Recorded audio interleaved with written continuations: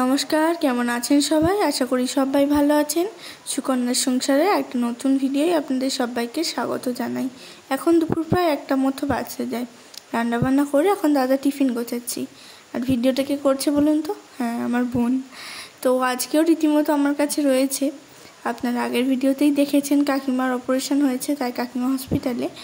আর বোন তাই আমার সঙ্গে বেশি সময়টা থাকে, মানে আমি ছাড়া ওকে খুব একটা কেউ সামলাতে পারে না। আচ্ছা, এদিকে আমি রান্নাবান্না করে নিয়েছি আর টিফিন রেডি করে স্নান টান করে সবাই মিলে বসেছি খেতে। এই যে ভাত করেছিলাম, পাঁপড় ভাজা, একটু আলু সেদ্ধ, আর এদিকে ঝোল করেছিলাম, এদিকে আলু ভাজা করেছিলাম, আর এদিকে ছিল কালকের একটু আমের চাটনি। তো আজকে এটা দিয়ে খাওয়া দাওয়া হবে। বোনের ভাতটাকে মেখে দিচ্ছি। ও বলে আমার মাখাটা নাকি ওর খুব ভালো লাগে, ভালোভাবে মেখে দিলে ও এবার এটা আস্তে আস্তে খেয়ে নেবে, আমাকে আর ওদিকে দেখতেই হবে না। তাই ভালো করে ওর ভাতটা মেখে দিলাম। আমার মা না আমাকে ছোটোবেলায় এইভাবে মেখে মেখে খাওয়াতো, মানে যেগুলো খেতাম না সেগুলো ভাতের মধ্যে মেখে দিত আর আমি খেয়ে ফেলতাম, বুঝতেই পারতাম না।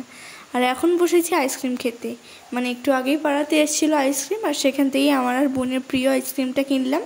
খাওয়া দাওয়া করে বাসন মাজছিলাম আর এসে সবে বসেছি। বোন ফ্রিজ থেকে আইসক্রিমগুলো বার করে আমাকে দিতে এসেছে, আর তার সঙ্গে এনেছে 1 মুঠো বরফ আমার গায়ে ছুঁড়বে বলে। কোনো মানে হয়? এই যে ওকে আগে আইসক্রিমটা দিয়ে দিলাম, এবার আমি খাবো। চোকোবার তো খুব গলে গলে পড়ে, তাই ও চারিদিকে একটা বাটি বা একটা গ্লাস খুঁজছে যেখানে রেখেও আইসক্রিমটা খাবে। ও চলে গেছে রান্নাঘরে, আর আমার তো আইসক্রিম খেতে বেশিক্ষণ সময় লাগে না, যেহেতু এটা আবার আমার প্রিয় আইসক্রিম। সঙ্গে সঙ্গে এটা হাপিস হয়ে যায়। এখন ও খাবে আইসক্রিমটা, আমি এদিকে খাওয়া দাওয়া করে নিচ্ছি। আর আজকে যাব কাকিমাকে আনতে, মানে আজকে অবশেষে কাকিমার ছুটি হয়ে গেছে, ঘরের লক্ষ্মী ঘরে ফিরবে, তাই কাকিমাকে আনতে যাওয়া হবে। তাই ওকে ভুলিয়ে ভালিয়ে ঘুম পাড়িয়ে দিয়ে যাবো আনতে। আজকেও খুব বায়না করছে, বলছে আমি মাকে আনতে যাব, তোমরা যাবে আর মাকে নিয়ে চলে আসবে, আমি গাড়ি করে যাব। কিন্তু ওটা তো নার্সিংহোম, ওখানে কিন্তু মানে আরও পেশেন্ট থাকে যাদের ওটি হয়েছে, সেখানে গিয়ে কোনো রকম কথাবার্তা বলা যায় না, চুপচাপ মানে আমাদের শান্তশিষ্টভাবে গল্প করতে হয় ওখানে গিয়ে। তাই ওকে নিয়ে গেলেই চেঁচামেচি করবে, তাই আর ওকে নিয়ে গেলাম না। ওকে ঘুম পাড়িয়ে দিয়েছি ছোট বৌদির কাছে, আর তারপর অবশেষে আমরা সবাই বেরিয়ে পড়েছি।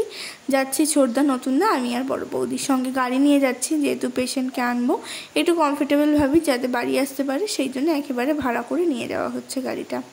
তো চলুন, আমরা বেরিয়ে পড়েছি, এখন রাস্তায় আছি, প্রায় অনেকটা রাস্তায় এসে গেছি। একটু তাড়াতাড়ি বেরোতে হয়েছে, আর প্রচণ্ড রোদ্দুরটা আজকে। তো এই দিকটা একটু ফাঁকা ফাঁকা, একটু হাওয়া হাওয়া লাগছিল, আর গরমটাও তো খুব পড়েছে। এই যে পার করে ফেললাম একটা বড় রাস্তা।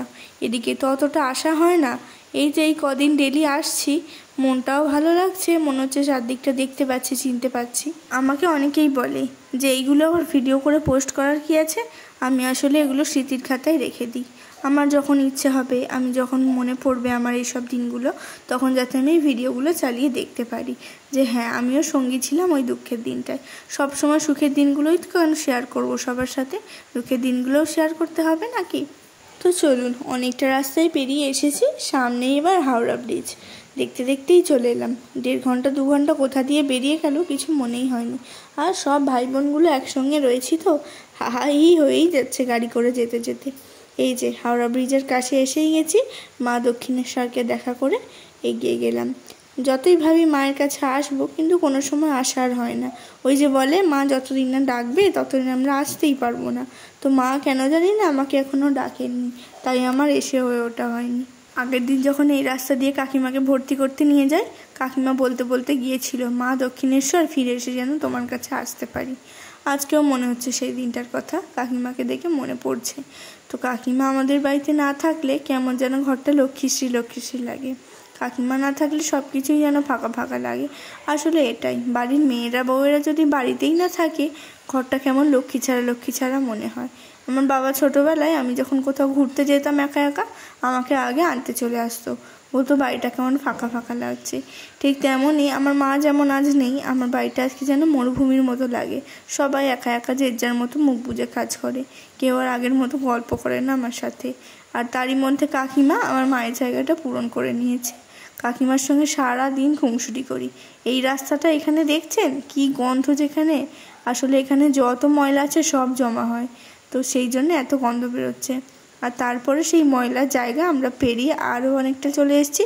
এবার আমরা খুব কাছাকাছিই চলে এসেছি, এবার আমরা সল্টলেকে ঢুকবো বলে কথা। একটা কথা ছোট থেকে মা বলতো যে মায়ের জায়গা কেউ কখনো নিতে পারে না। হ্যাঁ, এটা কিন্তু ঠিকই। মায়েরা যেইভাবে ভালোবাসে সেইভাবে কিন্তু কোনো কেউই সেই জায়গা নিতে পারে না। কিন্তু সবার সঙ্গে আমার একটা বন্ধুত্বের সম্পর্ক তৈরি হয়ে যায়, আর সেইটাতেই আমি খুব জড়িয়ে পড়ি। কেন জানি না, সবার সঙ্গে আমার মায়ের সঙ্গে জুড়ে যায়। এই যে এসে গেছি হসপিটালে, আর এদিকে দেখেছো তিরুপতি ঠাকুর, আর তার পাশেই রয়েছে আমাদের ছোট্ট গোপাল। দেখেছো কেমন বসে বসে ননি খাচ্ছে। তো সবাইকে দর্শন করে নিলাম। এত সুন্দর নার্সিংহোমটা, প্রত্যেকবার মনে হয় যেন এসে ঠাকুরগুলোকে একটু দেখে যাই। এই ঠাকুরটা যে কী সুন্দর লাগে আমার, সেই যবে থেকে ফোনে দেখি তবে থেকে আমার শখ তিরুপতিতে ঘুরতে যাব। কবে যাব সে জানি না। চলুন, ছুটি করানো হয়ে গেছে। কাকিমাকে হুইল চেয়ারে করে দাদারা নামিয়ে দিচ্ছে, যেহেতু সিঁড়ি রয়েছে। এখন 5 দিন পুরো বেড রেস্ট, তাই একটু সাবধানেই কাকিমাকে রাখতে হবে। চলুন, গাড়িতে উঠেও পড়েছি আর গাড়ি ছেড়েও দিয়েছি। যেহেতু আমরা সেই দুপুরবেলা বেরিয়েছি, সবার একটু খিদেই পেয়েছিল। কোথাও আর খাওয়া হয়নি, যেহেতু ছুটির ব্যাপার। কাকিমা কতক্ষণে বাড়ি যাবে এটাই চিন্তা করছে, আর খাবার একটু গাড়িতে তুলে নিয়েছিলাম। সেগুলোই খেতে খেতে এখন সবাই মিলে বাড়ি যাই।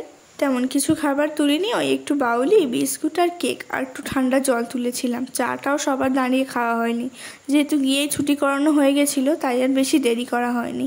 আর কলকাতার রাস্তা তো খুব জ্যাম হয়, তাই আমরা সকাল সকালই বেরিয়ে পড়েছিলাম।